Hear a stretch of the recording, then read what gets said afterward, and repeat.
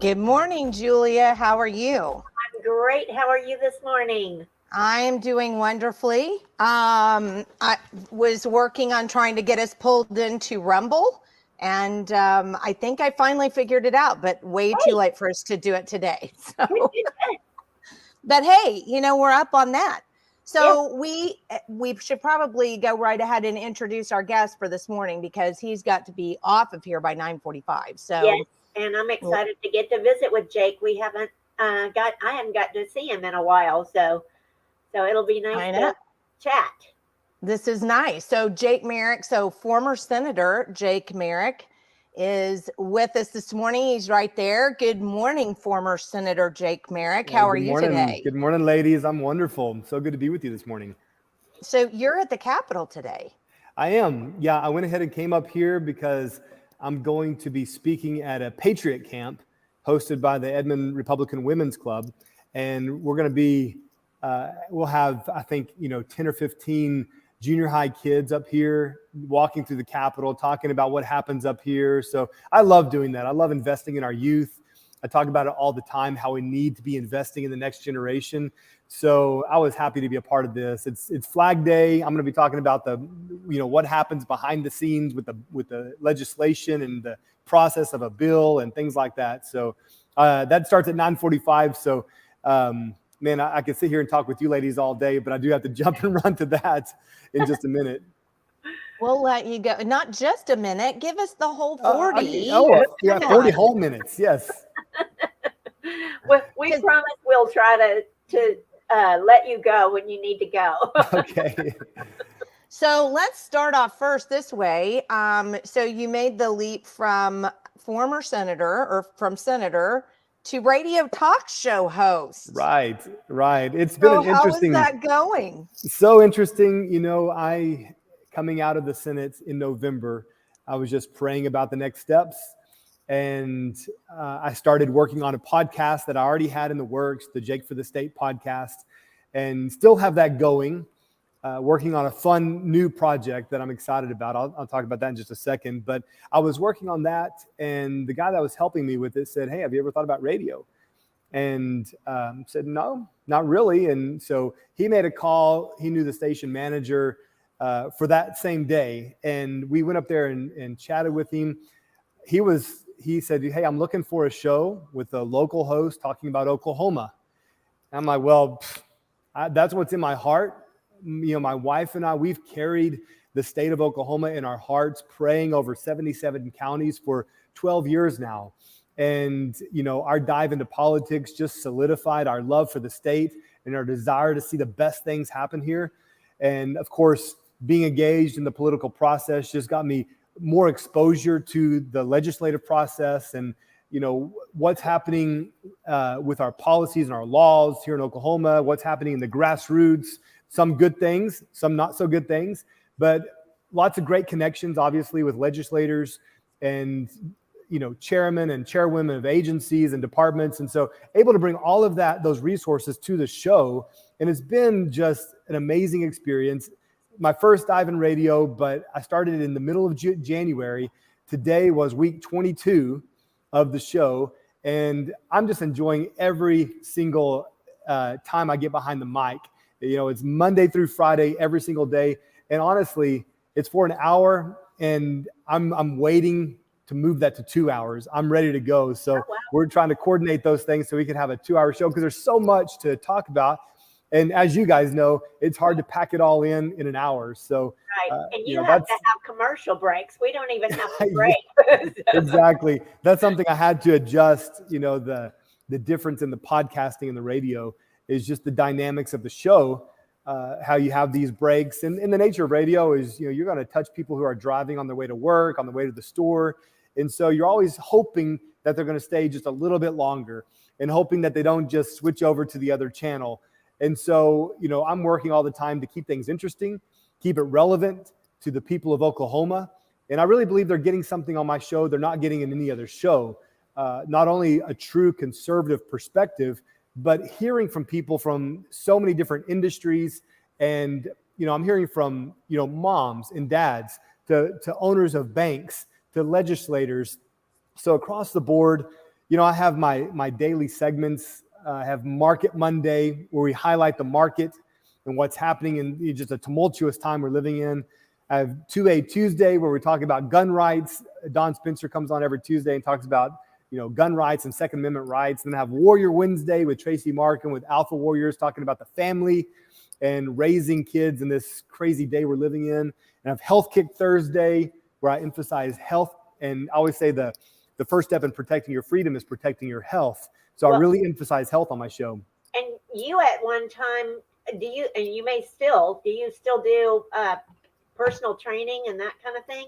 I do, on a limited way. It's still a passion of mine. I still stay in the gym on a regular basis just to keep myself healthy. I want to practice what I preach, and I preach it because I believe it's important, and that's why I practice it. But I do stay in the gym. I take my daughters through. We have workouts for them. We practice it at our house. Practice healthy eating. We're not. We'll have our share of pizza and ice cream too. So we'll have some fun and some leeway, but we do practice good health. And, I don't want people to be so dependent on the system, whether it's, you must have health insurance. Your life is over if you don't have health insurance. And what are we going to do without our prescription medication? And, I'm the first to say that I value doctors and I value pharmaceuticals. My wife is dependent right now on a pharmaceutical that if she didn't take, she's currently in heart failure. So it actually keeps her alive. And so I believe in pharmaceuticals, but I don't believe we need to be as a culture and as a society dependent on them. And I believe we are, and we need to start weaning that off. And the only way to do it is to take control of our own lives and our own health. And obviously, question. I'm gonna bounce off of that, though. Yes. So, do you not think, though, that the answer to every problem that we have, though, Jake, is taking responsibility for ourselves? 100%. I mean, when you think about government, when people hear government, they immediately think about the Capitol. They think about officials in charge, and it's this foreign, distant monstrosity, this machine that's almost untouchable. And therein lies the frustration for most people, is like, what can we do? They feel like their voice ended after the person got elected, and that's a shame. That's not the way it should be. Once that person is elected, they should be an extension of the people, representing them in the Capitol. But I think when people hear government, they think of it as some distant, huge machine that's untouchable. But government actually starts at the kitchen table. Government starts when you look in the mirror.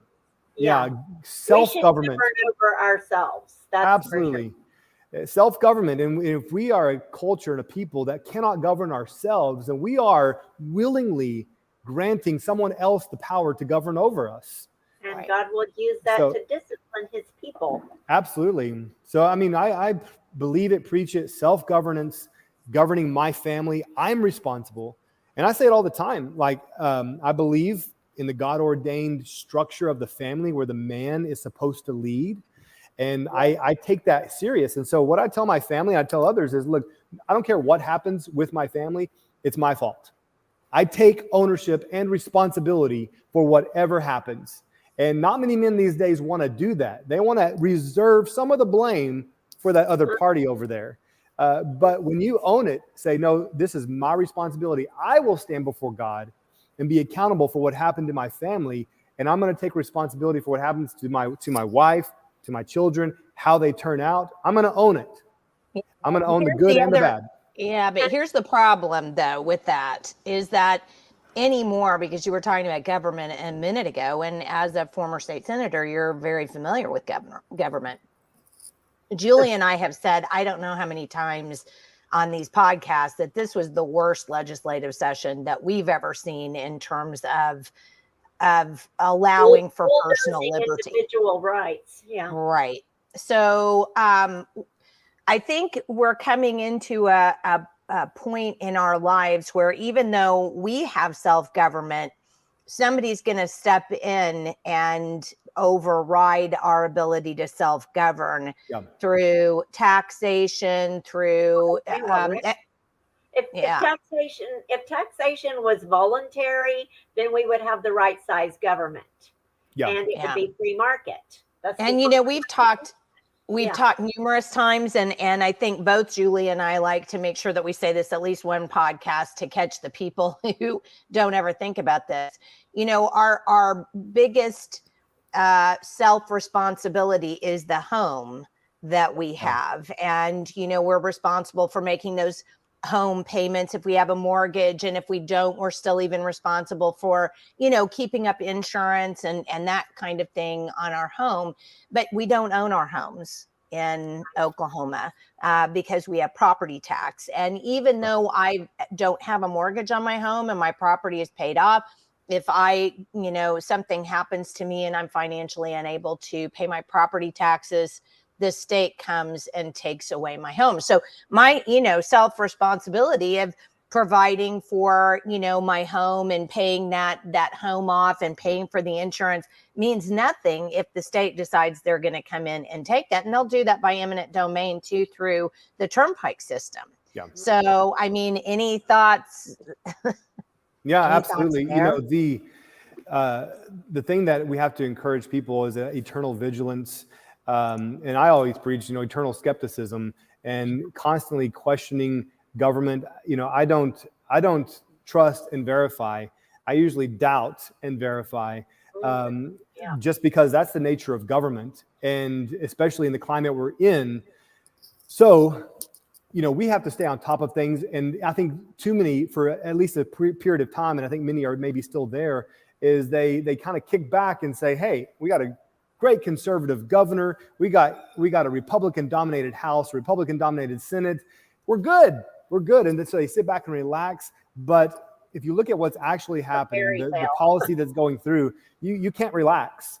And so it is going to require us to be engaged. I was thinking about this actually just recently, about the fight, and too many get exhausted too soon because they assume that the fight is temporary. The fight is for a season. No, the fight is for the rest of your life. You will always be fighting for your freedom. There will be someone or some entity out there wanting to pull it away out of your hands. And so it is going to be a fight for the rest of your life to fight for your freedom. And once you resolve that, it's kind of like your health. You don't get healthy and then say, I'm good. No, it's going to be the rest of your life working on this, always pursuing greater health. Same with the government. And what you were saying about it being so exhausting, because we look to, say, the governor or the Capitol to solve problems that really we would have better luck solving problems if we were to go next door to our neighbor and lead them to Christ. And that isn't overwhelming. That you can go talk to your neighbor. But that's the way to change your life and your community. It is. I was just speaking with a man yesterday who works for a large company here in Oklahoma. If I said it, you would know the name. And he said, at the top, at the corporate level, they don't think like we do. And they are very liberal. And because he was wanting to come on my show to promote this program that they're doing in high schools for kids. But at the corporate level, they said, nope, we're not going to affiliate with anything political. And I told him, the whole purpose of this program is to encourage high school kids and middle school kids to develop skills that have been lost, like masonry and carpentry and things like that. And so that they could eventually recruit them into their business and have good, solid workers, which everyone is desperate for right now. And I told him, I said, it looks like if they were going to affiliate with one side or the other, they would veer towards the right, because which one is going to produce a better worker, one that has values and integrity, going to show up? Probably the conservatives, probably those that are raised in homes that are teaching the Bible and teaching integrity and honor and hard work. These are the values that conservatives teach their kids. So why would you be hesitant to come on a conservative radio show and promote this program? It's interesting, but that's the climate we're in. These large corporations are trying to stay neutral, but they're not really neutral. They're actually very liberal, and they just don't want to be connected to anything right-wing or radical, because that's more and more how we are labeled. If you I stand don't for know something, how you're many right-wing. companies, yeah, but I don't know, Jake, I don't know how many companies actually do want to stay out anymore. I mean, you look at Disney, they're actively involved in trying to degenerate communities and degenerate families. You look at Target, they're actively involved in degenerating families. So I don't know that I agree. I don't know that companies do want to kind of stay out anymore. I think, we have this rush to DEI, and everything is diversity, equity, and inclusion. And, we're running to, and now we're trying to get, an ESG score, so. Right. I think that it's definitely, there's been a shift recently, obviously with Bud Light and Target. I heard somebody said Target, but now they're named Target. It's a little clever twist.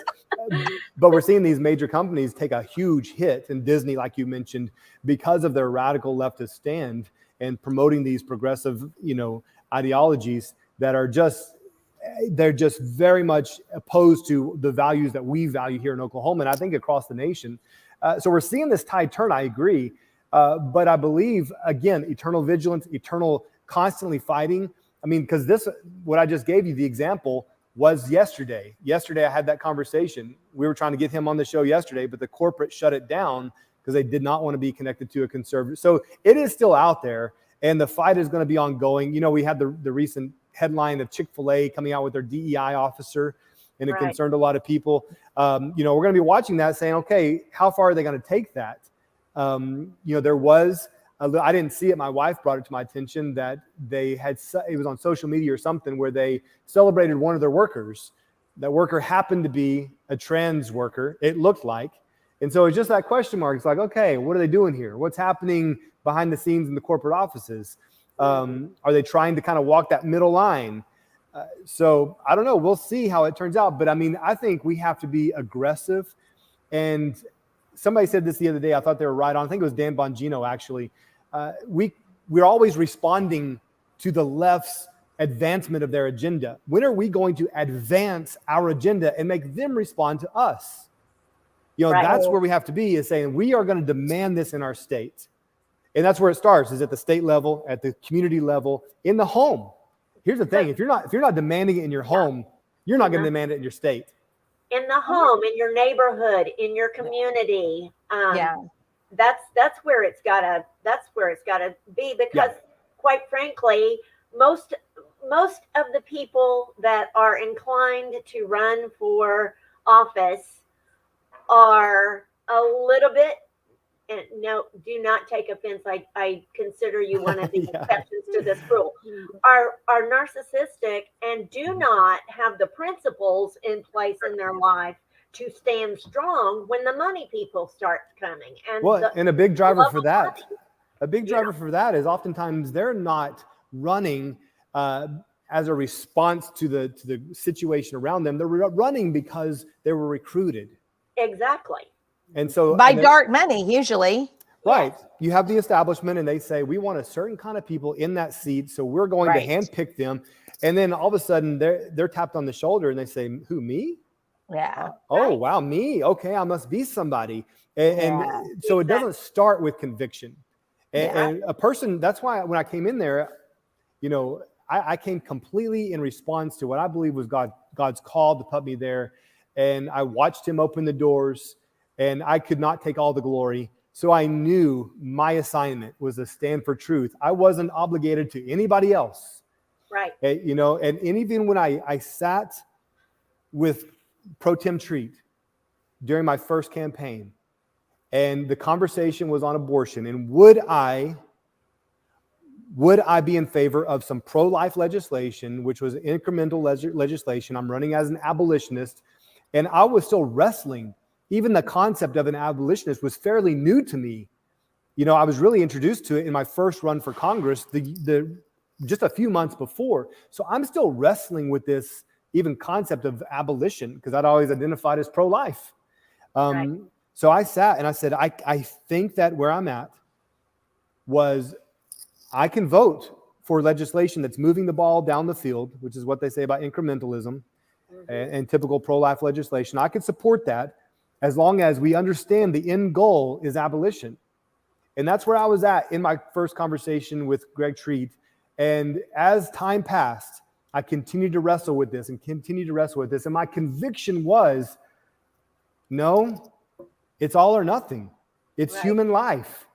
I can't support legislation that would allow some to be killed and save others. I know we're making progress, but we're talking about life here. So my deep-rooted conviction was, wait a minute. No, I have to stand on all or nothing, the abolitionist stance. Obviously, I'm in the minority in the Senate. Me and Senator Hamilton were the only two abolitionists there. But it was thrown back to me, hey, when we sat together, you said you would support pro-life legislation and you lied. Call it a lie if you want, but I'm working on solidifying my true deep convictions, and I will vote on my convictions, not on my obligation to you. Right. And so that's where that disconnect came in, and that's where that was tossed out back in my next run for re-election was he's a liar. Call it what you want. I know that I had a position here, and I did change because my deeper conviction took over, and I will vote according to my conviction, not because I'm obligated to some person or organization. And as a former, in case people are like, why wouldn't you vote for some? As a former, I was a board member and executive director at our local pregnancy center here. And I will tell you, those bills that say at 20 weeks or at 12 weeks or whatever, what that does to a woman that thinks her pregnancy is a crisis, she will hurry up and get that abortion. Our friend was That's a good time. point. Our friend was always time. If we could say, come back in week 16 and we can show you your baby on the ultrasound, then we win. Yeah. If she's got to get an abortion before the time's up, we lost. Right. That's an excellent point, Julia. It is. So let me go back just a second because I read this article the other day, and I'm going to go ahead and put it in here because I've mirrored my my computer screen. So I read this article, complex systems won't survive the competency crisis or the competence crisis. And basically this whole article, and it was an article. I mean, it's not one of those ones that you're going to, it's going to take a minute to read, which means that most people won't read it. Yep. But the point of the matter is that this particular article was all about, it was kind of like the written version of Idiocracy. And I don't know how many of you have seen that movie, but it was really a good, ironic take on what happens when the education system fails in a country. And then you have people thinking, that if Brawndo, which is like Gatorade, is, good for people, it's good for plants. So we're going to, it was really an excellent ironic commentary on, how civilizations fall, essentially. And you were talking a minute ago about the fact that you were meeting with somebody and talking to them about getting kids, trained for basic skills and basic skills. And when we were kids, we had shop. I had home ec. I had shop. I took both of them. Actually, I can build a wall and sew a skirt. Not at the same time, but anything, Yeah. So I think, you were one of our favorites up there because you understood, we had a discussion with you and you understood that vouchers, giving public money to private institutions and public money to, to parents to do things with is not really in the public interest, and it's not in the best interest of the child. But the thing that here that I want to point out, Governor Stitt has initiated a workforce commission. And so when Julie and I were fighting against Common Core and Mary Fallin was governor, we were constantly on her about her workforce initiatives. Because so here's what we're doing with workforce initiatives. So we're not educating the child, we're training them to fix a widget. And what happens if something happens and that child can't fix a widget anymore? Yeah. Now what do you do? Or it's like the typewriter repair. If that's all you know how to repair, you're in big trouble. You're kind of screwed now. So the whole idea behind education, and the reason why, people like you and I and others, Jana, homeschool, is because we want the entire child to be educated. We don't want the child educated for a job. We don't want the child educated to go write books. We don't want the child educated. We want a whole education, including art and music and appreciation of beauty, because the Marxists hate beauty, because beauty directs us to God and God directs us to his son, Jesus Christ. And then if you, like Julia said earlier, if you've got a population that loves Jesus, they tend to self-govern, and we don't have, autocrats and authoritarians like we're having right now. Yeah. So I think it's super important that we start understanding that it's not the education crisis or the competency crisis, as we saw in that article, is stemming from a lack of education, period. Not just a lack of being educated enough to be able to fix a widget or work on a widget. It's a lack of education altogether. I mean, what are the first things that schools take away? Art and music.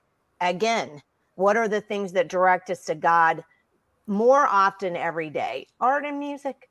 So, I don't know, but that's kind of our feeling about workforce initiatives, is they're horrible. It's actually a communist term anyway. Yeah, so.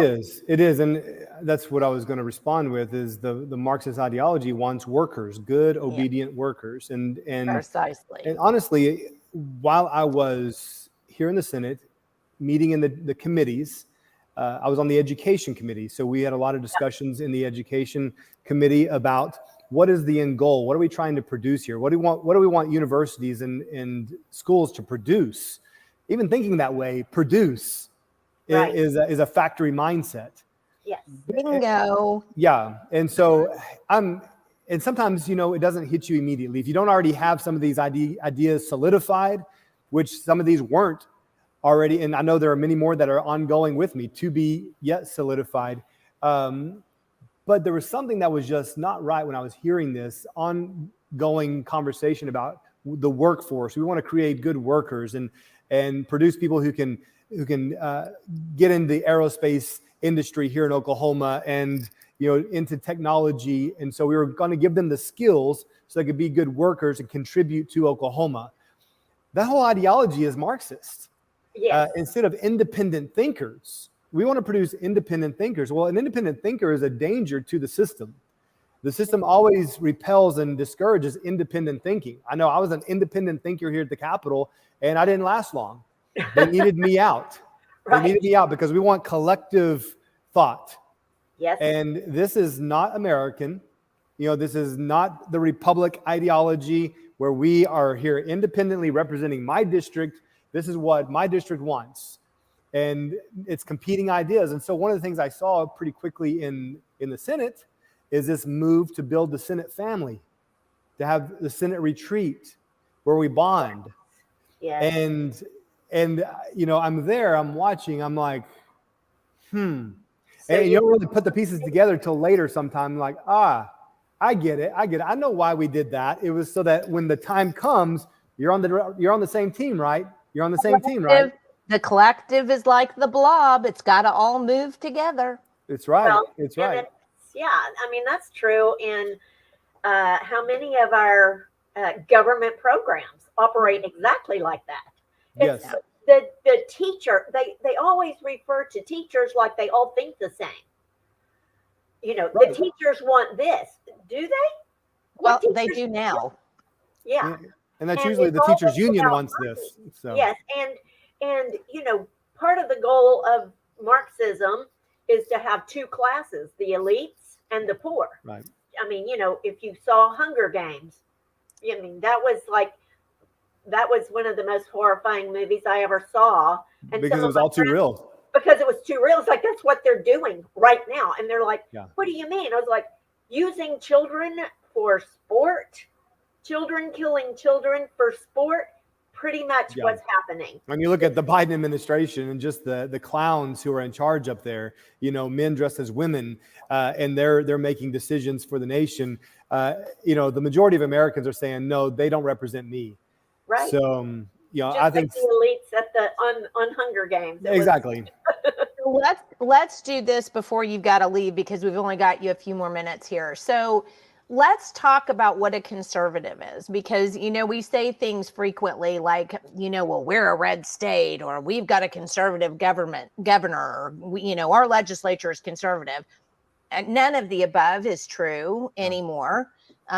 So why is it not true? I mean, what does it mean to be a conservative? What in your mind, Jake, is like the first thing that you think of when you think of conservatives? Yeah, the first thing that I think of is small government, limited government.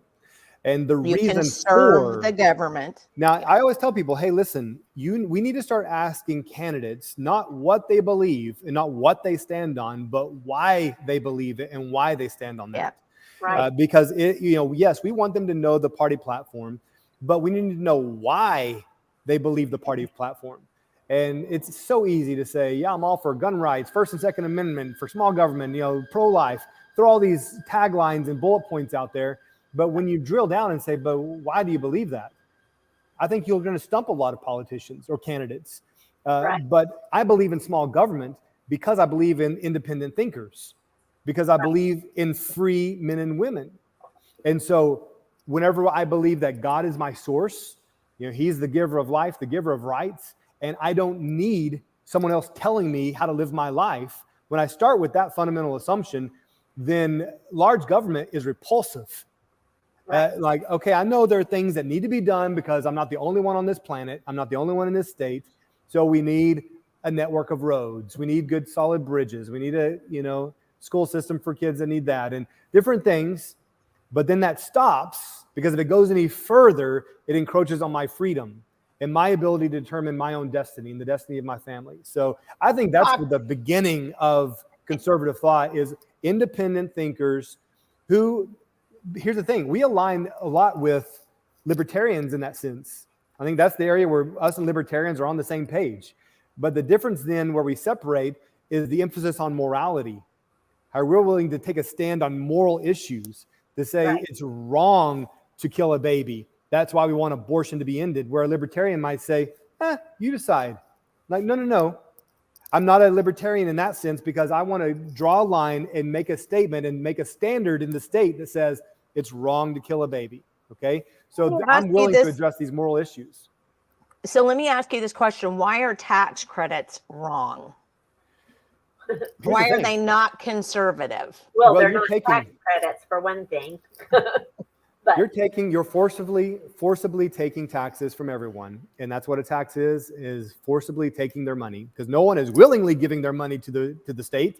They're only giving it because they are demanded. And there's repercussions if you don't. So basically at the end of the bayonet, you're giving your taxes, you're giving your money. That is across the board. So you have the whole population forced to give money, and then a segment of that population getting some of that money back, depending on the judgment of the state. So pretty clear to me, that's the not only forcibly taking our income, but then the government gets to decide what happens with that income, and willfully, giving it back to a certain segment of the population. You took it from Joe, but Joe doesn't get his money back. We're giving it to Billy and his kids. And so there you have the government playing God. And again, like you said, I'm all for let's eliminate this property tax. And Texas is making real moves to do that.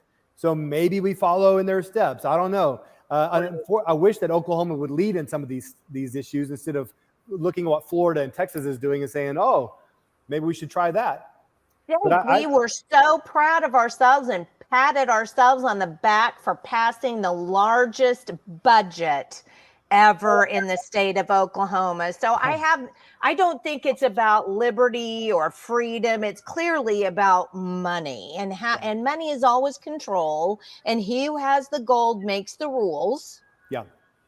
Right? 100%. You know, we just saw I'm going to tie this around back to it, but we just saw HRJ 44 in the House in DC.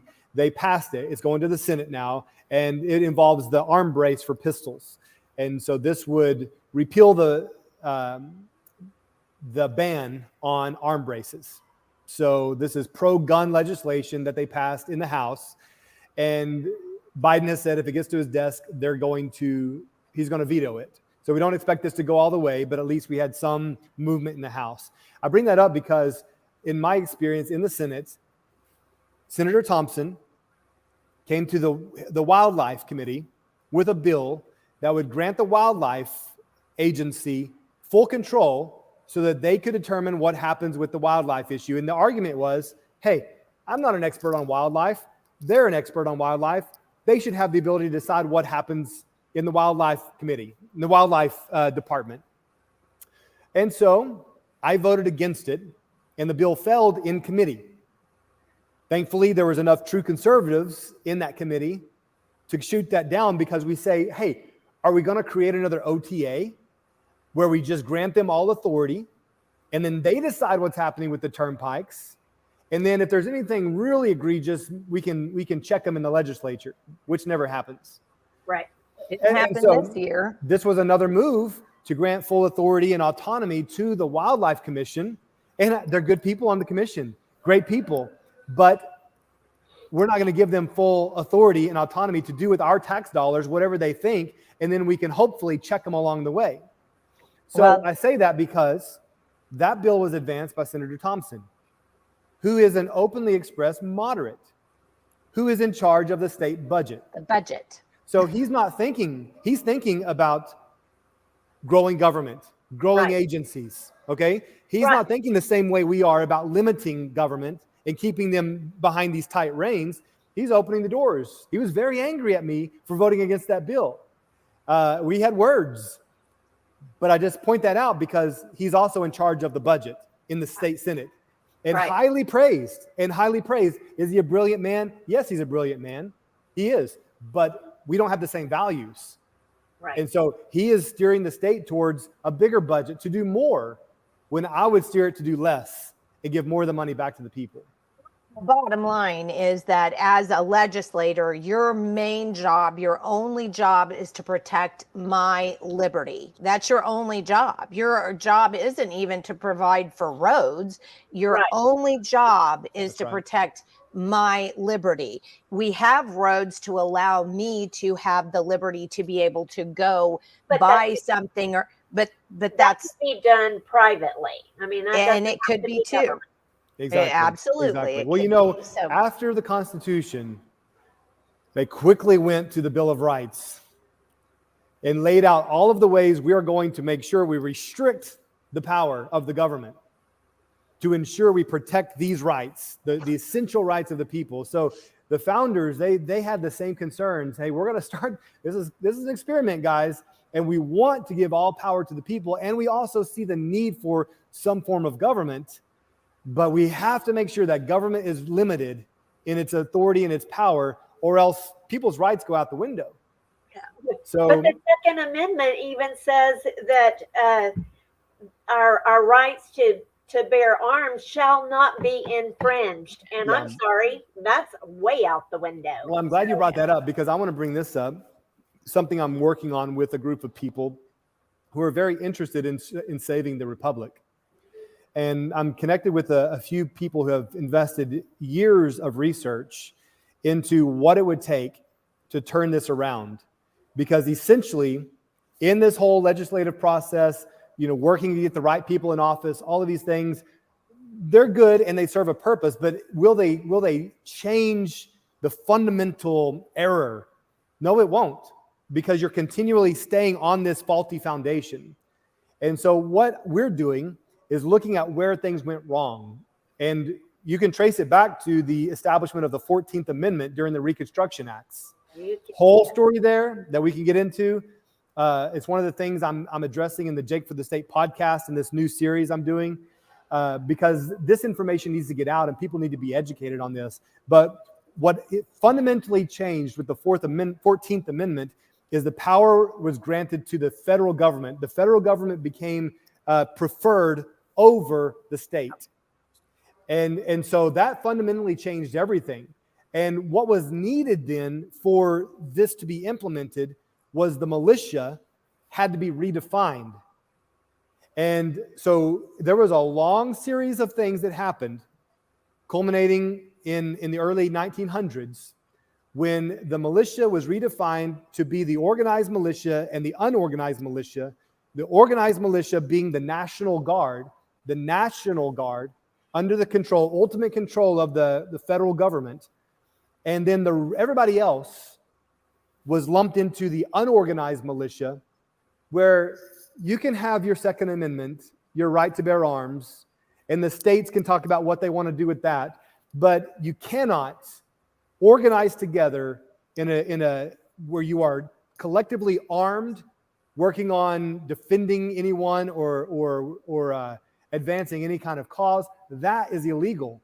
So you brought up the Second Amendment, and I think it's a prime example. I'm pointing to it more and more of, we have a right to bear arms that shall not be infringed, but the purpose of that right was so that we would be able to serve in the militia. You know, there's 3 branches of military mentioned in the Constitution. That's the Army, the Navy, and the militia. And it's not the National Guard they were referring to. They were referring to the local assembly of armed men, and it was a public office, not a private office. It's not the Proud Boys. The Proud Boys don't represent the original militia. It was a group. There was actually elected officials in the original militia, and young men were required to participate. They were required to own their firearm, even as young as 16 years old, so that they could be a part of the militia that was part of preserving that community and the republic and the freedom of that community.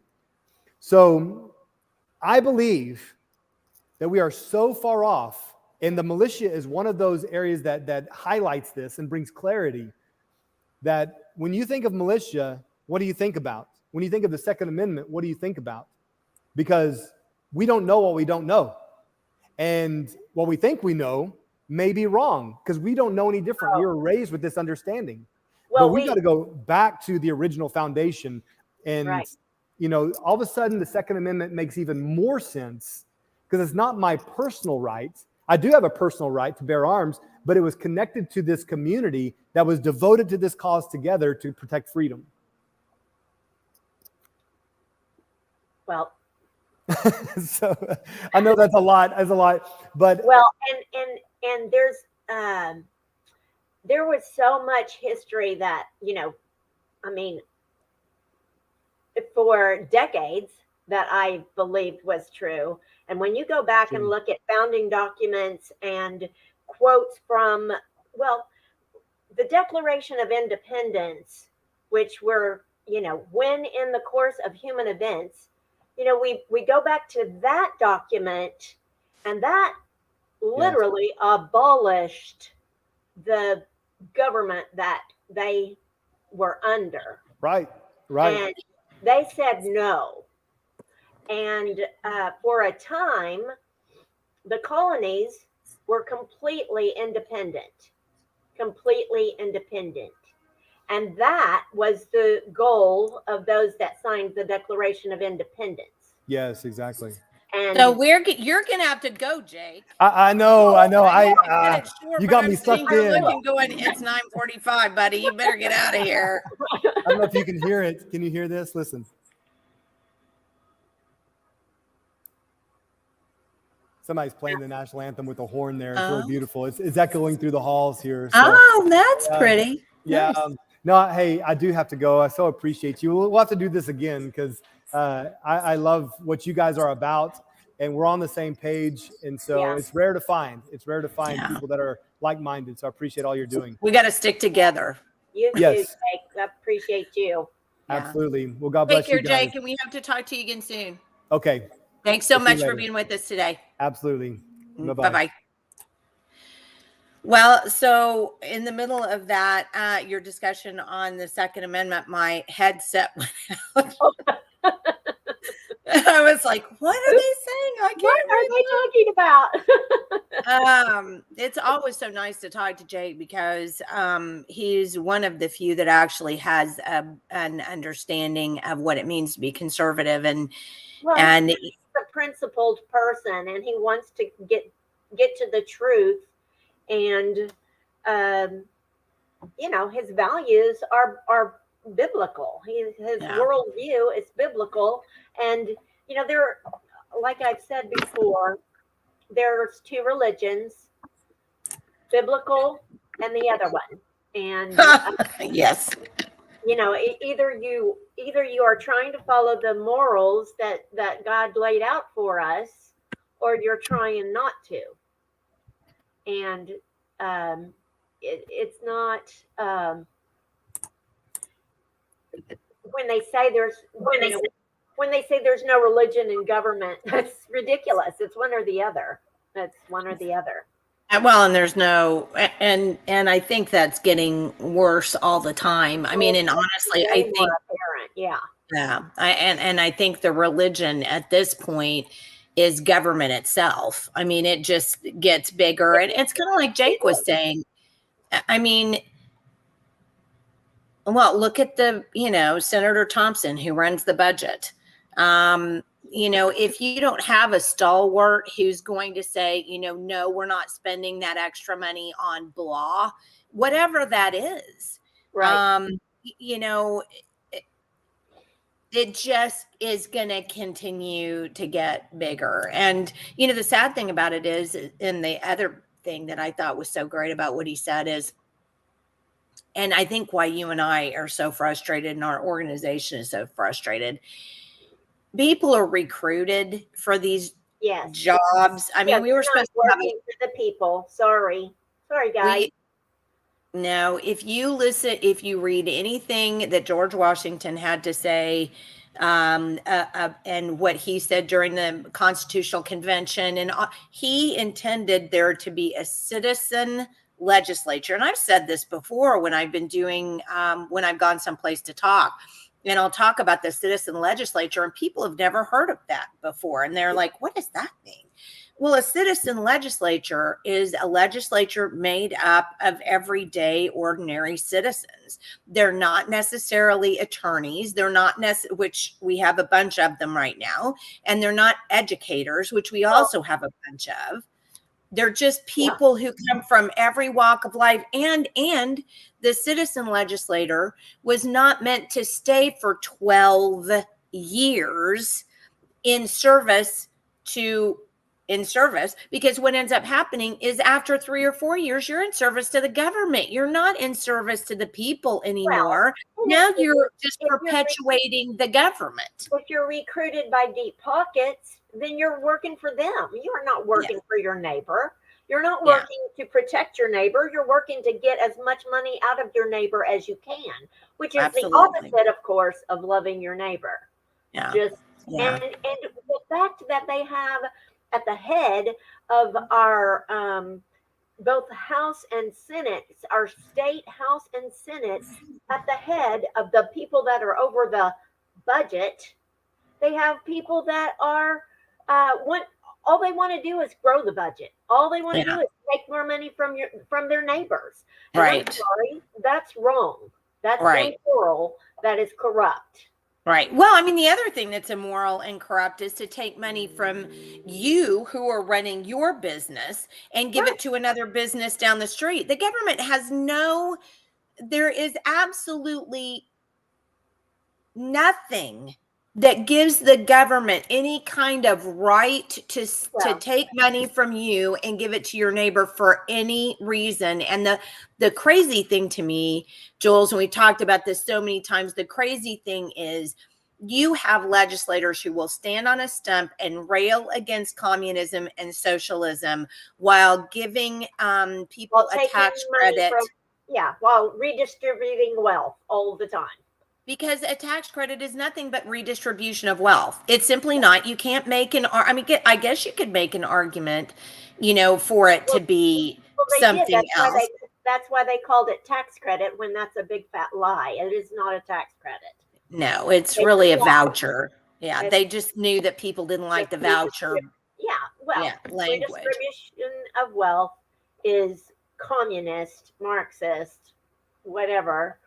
Stealing is against Christian principles. So there you have it. Yeah, but I think that's the other problem is that, I don't think, anymore there's a predominant Christian view. That's true. But they all run on the fact that they're Christian conservatives. Oh, yes. No, I mean, you can't get a push card in the mail. They're mailers that they send out from their money people. Yeah, I'm a Christian conservative. Okay, well, let me ask you what makes a Christian, number one. Number two, what makes you a conservative? So, and I think these things are things that we've got to ask, like Jake said. I mean, my thing is, anymore, I'm going to say, and this is what I did to my house member who did get elected, but this is what I did. I said, what makes you a conservative? Because he said, I'm a conservative. And I said, okay, John, what makes you a conservative?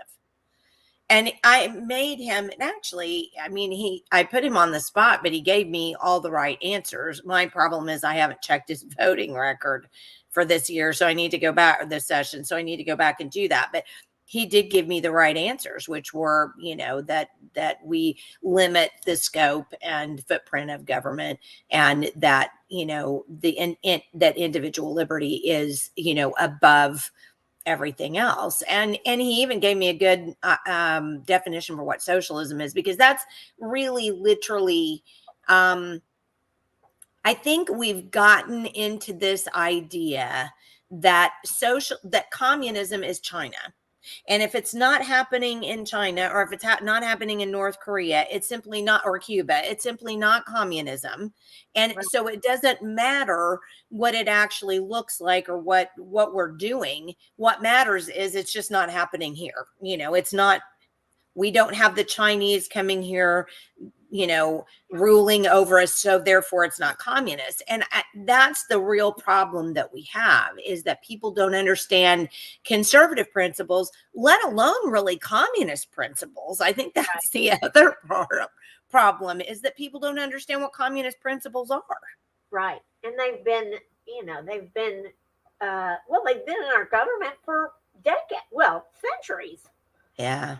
Yes. Every single year since the ink was dry on the Constitution, government has grown. Yeah. No, there's just no. Problem. And, the founding lawyers, as I refer to them, that created the Supreme Court to be the final go-to, so that it's always attorneys making the final decision. Let's see. Not a good idea. Not a good idea. Well, and I think that's another thing that people don't understand. I had an argument actually with a woman who was an attorney, and she and I had an argument because I said, I made some flippant comment. Gosh, imagine that from me. I made some flippant comment about, if the Supreme Court wouldn't just judge everything on case law anymore. And she rose to within, 5, feet above me. I mean, she just kind of went, oh, she bowed up so badly. And she said, well, that's how we do it. We have to look at what has happened before, because that establishes precedents, and went on this big thing. And I went, so, okay. No, there's right and wrong. You're an attorney, and yet you don't understand why the Supreme Court was invented in the first place and what their job was.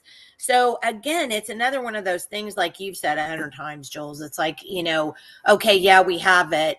And that wasn't the way it was supposed to go. But it's like, once it goes off the rails and the crazy train's off the rails, you can't put it back on. I mean, you have to say, when in the course of human events. That's exactly right. That's what has to, it's not going to fix itself for sure. And as long as we keep depending on government to fix government, we're lost. Yeah. There's to fix government. They're going to grow government and give themselves more power. Yeah, there's no way to get out of it. And the crazy thing about it is too, let's just look at the OTA. So the Oklahoma Turnpike Authority. Why would we create an organization, a government organization that takes money from taxpayers that has authority in the title? Right. So I don't know. There's something you could think about on page 1. Right. Paragraph 1. Well, all of the bureaucracies. Why are we paying people to paying people? I mean, that destroys the whole. Well, it's a lie anyway. But the premise that we have people representing us in government, we don't. No, we don't. No, we have people that represent special interests. Yes, and special interests of dark money now, for sure. And the whole red team, blue team, or oh yeah, for sure. Whatever how they divide it to pit us against one another keeps us from taking a hold and saying, wait a minute, the problem is the government. Yeah. The problem is because a Christian worldview, people that have a Christian worldview want to set people free. Yeah. That is what they want. They want people to be able to thrive in whatever they do. They want good for their neighbor. They want to do good for their neighbor. They don't not control their neighbor to do good. Control their neighbor. They don't want to control their neighbor. Our government wants to control us. Right. So it's this is a perfect example of control. We've talked about this for, years. I mean, way back even before the Common Core days, how data is control. And there's, our governor was asked by numerous people to line item veto this healthcare bill that he was demanding. Right. And that our legislature passed, and it's got the health exchange, information exchange in it. And so this is our governor, who's supposed to be a conservative. This is he did not line item veto this out of this bill because your conservative government on the red team wants to kowtow to the what are the names of some of these organizations, these medical organizations that are giving, money to political candidates? Centene is one of them. Yeah. Centene gives a lot of money to candidates. And they're, ones that are going to get some money out of this, health exchange thing. So, I am with you 100% on the red team, blue team thing. The red team isn't the red team anymore because it's been so influenced by the blue team. And I'll never forget one time hearing, and I think it was government is what it is. Yeah, it's team government is what it is. You're exactly right. And I remember hearing somebody talk one time about how when it's like over the Overton window where everything shifts, one direction, then suddenly we still feel like we're in the same place, but we're not, because everything has shifted, although our view is kind of the same. And, Democrats used to be the party of, big government, really, certainly more so than Republicans. And Republicans were supposed to be, the party of small government and personal rights. And the Democrats have gone so far to the left in terms of authoritative, control, that the Republicans have kind of gone along for the ride. And that's the worst part, is that we've shifted so far. You can't really call Republicans anymore. It doesn't mean, these terms literally mean nothing anymore. The Republican platform, even in the state of Oklahoma, the Republican Party looks nothing like the platform. Yeah. No. It does not. No, it does not. And it's all under the guise of, but we just need to grow our party. No, we don't need to grow our party. We do not need to grow our party. Yeah. when we need to grow our love of self-government. We need to yeah. grow our love of small government, but don't need to grow our party. No, we need to grow our love for our neighbor. Yeah, and our love for our neighbor. Stop wanting to steal from your neighbor to get what Yeah. you want. And I That's- don't care. That has just I mean, that grieves my heart when I see so many people that are like, well, we have to do that. Really? So that's worth stealing Yeah. from your neighbor. And Yeah. if you do it via government, does not make it okay. Sorry. Yeah. Yeah. It doesn't. Nope. Our families are so skewed right now because we've got to have so much stuff that we don't have time to raise our children. And the next generation is just getting more lost. Yeah, I watched something the other day. Oh gosh. Oh, it was a documentary on human trafficking. And it was a very interesting documentary because it was kind of the flips. It was paying particular attention to the women that you would not ordinarily think of as being trafficked. Like, for example, all four of the women in this particular documentary were women who had drug and alcohol problems, and they'd been in some form of prostitution or had been doing things, that they probably shouldn't have been doing in the first place.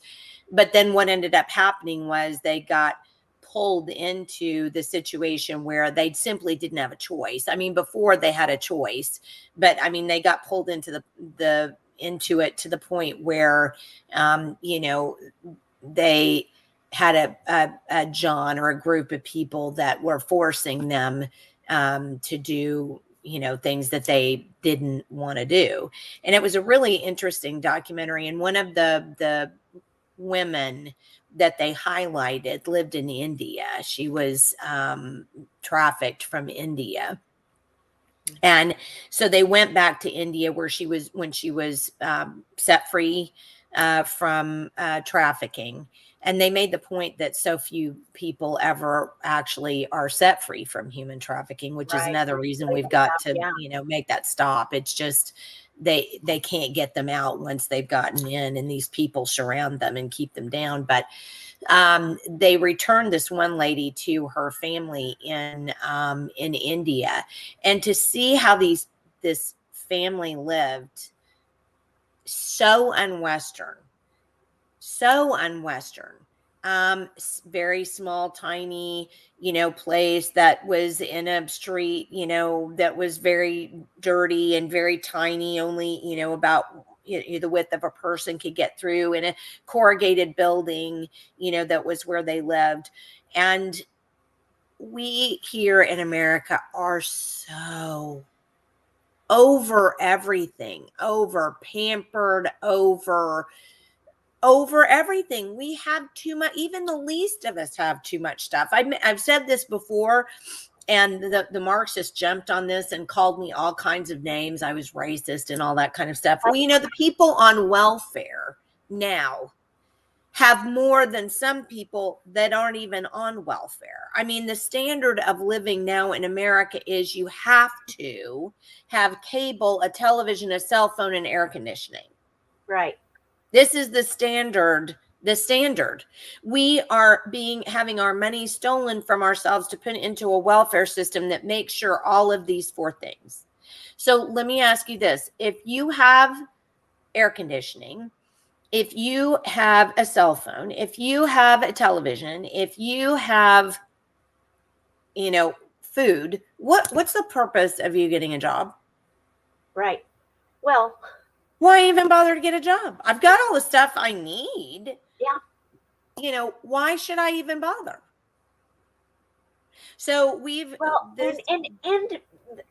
so out of whack. It's no wonder we don't understand when our government is out of control, because our whole personal ethic is, moral ethic is out of control. Right.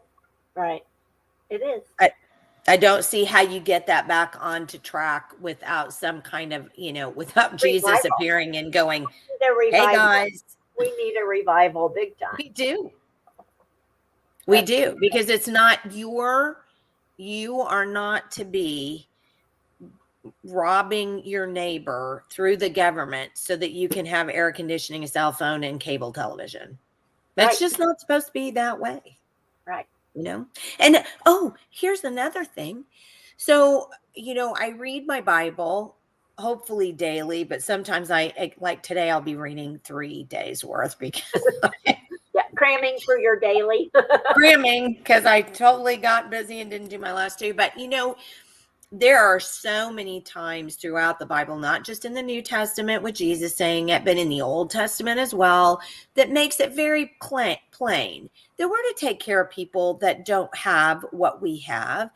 But so we have property, we are to clear the property except the edges. And then the people come in and harvest themselves. We don't go harvest it and give it to them. We don't go give them shekels. We don't do that. We just make it available for them to come get themselves. And that's said over and over and over in the Bible. And yet you've got these so-called denominations of Christians who are all behind welfare, because they learned from government schools how to that this is what they must do, and our churches are following not what the Bible says, because everybody just listens to the guy at the front of the church and doesn't study their Bible for themselves and doesn't personally take it upon themselves to do the right thing.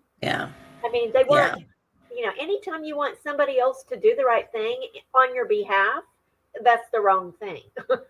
Well, and even if you want to be completely realistic about it, Jules, and take religion all the way out of it, I mean, let's go back to that. If you want something done right, do it yourself.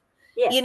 So, I mean, we've got an axiom about that, for Pete's sake. So, I mean, we could go on, and it's already 10:08. So we should probably wrap it up for today. Although we actually thought we might be through on time because Jake had to leave.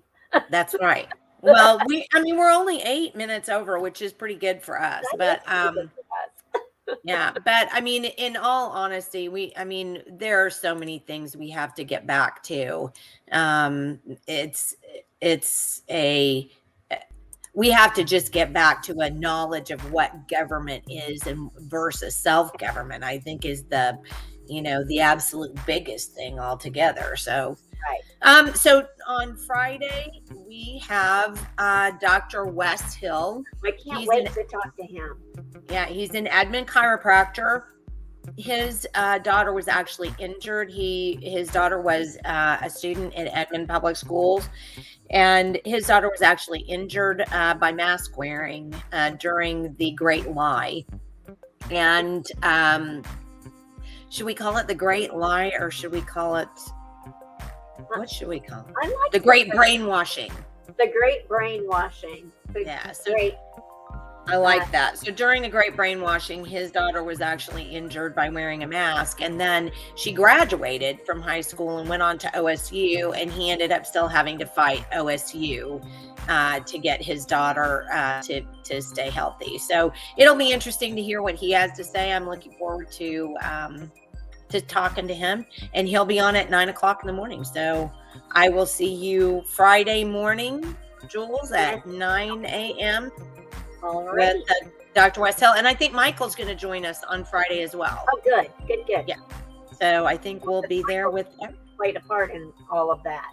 Yes, absolutely. So I will see you on Friday. And for everybody who stayed with us the whole time, thank you so much. And hopefully we'll see you again on Friday. So thanks for joining us. Bye.